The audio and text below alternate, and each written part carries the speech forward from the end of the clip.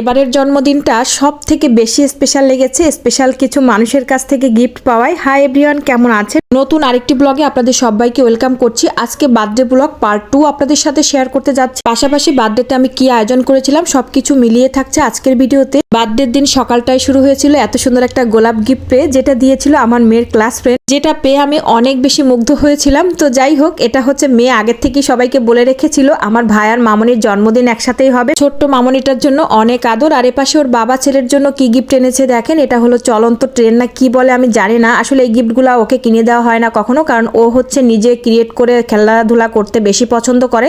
তার জন্য এই ধরনের খেলনা ওকে একদমই কিনে দেওয়া হয় না, কিন্তু ওর বাবার অনেক শখ করেছে, এবার এটা কিনে দিবে সেজন্য দিয়েছে। আর এপাশে দেখেন আরেকটা গিফট এসেছে আমার জন্য, যেটা দেখেও আমি অনেক বেশি সারপ্রাইজড হয়েছিলাম। তো এত সুন্দর করে ক্রিয়েট করেছে আমার জন্য। তো যাই হোক, এই মামুনিটার জন্য অনেক অনেক ভালোবাসা এবং আদর। আর এপাশে আমার বর গিফট করেছে একটা পারফিউম। এটা দেখে আপনাদের কাছে হাস্যকর মনে হতে পারে, কিন্তু আমার বর আসলে অন্য কোনো কিছু নিজে নিজে কিনতে পারে না আমি ছাড়া। যেহেতু আমাকে সারপ্রাইজ দিবে সেহেতু আমাকে ছাড়াই তার কিনতে হবে। যেহেতু আমি এই পারফিউমটা বেশি পছন্দ করি, এজন্য ও এটাই সাজেস্ট করেছে।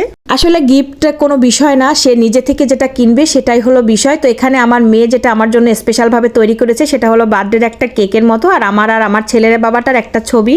মেয়ের গিফটটা যদিও আমি পেজে অলরেডি আপলোড করে দিয়েছি, তারপরও আপনাদের সাথে আবার একটু শেয়ার করলাম। তো সবার গিফট পেয়ে আমি সত্যি এবার অনেক আনন্দিত, অনেক হ্যাপি। তো যেটা আমি কখনোই ধারণা করিনি যে এত সুন্দর সুন্দর ছোট ছোট বেবিদের কাছ থেকেও গিফট পাবো।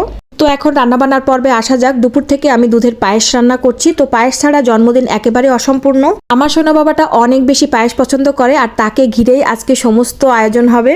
সে যা যা পছন্দ করে সবকিছু আয়োজন করব। তবে দুপুরবেলাটা পায়েসটা রান্না করে রাখছি, আর রাতে সেলিব্রেশন করার পর তারপর বাদবাকি রান্নাবান্না করব। তো এই যে আমি যেভাবে পায়েস রান্না করি, আমি 1 কেজি দুধের মধ্যে 2 মুঠ পোলাওর চাল দিয়েছি। তার সাথে কিশমিশ, তেজপাতা, চিনি, লবণ, এগুলা তো আসলে মেইন উপকরণ, এটা আর বলার কিছু নাই। পায়েস রান্নাটা কিন্তু বেশ পারফেক্ট হয়েছে, কারণ 1 কেজি দুধের মধ্যে 2 মুঠ চাউল দিলেই কিন্তু পারফেক্ট হয়। তো আমার রান্নাটাও কিন্তু খুব লোভনীয় হয়েছে। আর বার্থডে সেলিব্রেশন করার পরেই আমি কিন্তু রান্নাবান্না করতে এসেছি। এখন বাজে রাত 9টা থেকে 9:30। কখন রান্নাবান্না শেষ হবে আর কখন সবাই খাবো আমরা কেউই জানে না। তো যাই হোক, কয়টা বাজে তো দেখা যাক। আর আজকের মেনু ছিল পোলাও, মাংস আর ইলিশ মাছ ভাজি, টমেটো চাটনি। যেহেতু 2 দিন আগে বাসায় বিরিয়ানি খেয়েছি, সেজন্য জন্মদিনের আয়োজনটা পোলাও মাংস দিয়েই হবে। একবার ভেবেছিলাম আমরা বাইরে সেলিব্রেশনটা করব, কিন্তু পরে ভাবলাম যে না, বাসায় হালকা পাতলা রান্না করি, আয়োজন করি, এটাই মনে হয় বেস্ট হবে।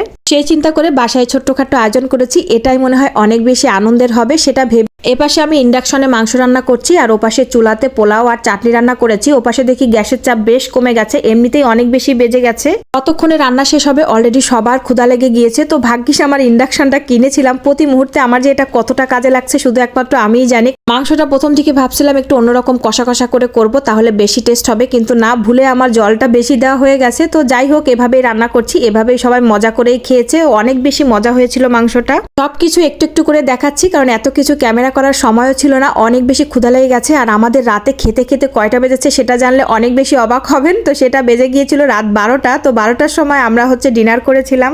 মাংসটা আমার রান্না কমপ্লিট। আর এপাশে হচ্ছে ইলিশ মাছ ফ্রাই করছি, ছোট্ট একটা ইলিশ মাছ, কিন্তু স্বাদটা ছিল অসাধারণ। আর এপাশে একটু পেঁয়াজ আর মরিচ ভেজে নিচ্ছি, কারণ পোলাওর সাথে বেগুন ভাজি, যে কোনো মাছ ভাজি কিন্তু অনেক বেশি মজা লাগে। আর এপাশে আমার পোলাওটা কিন্তু বেশ ঝরঝরা হয়েছে।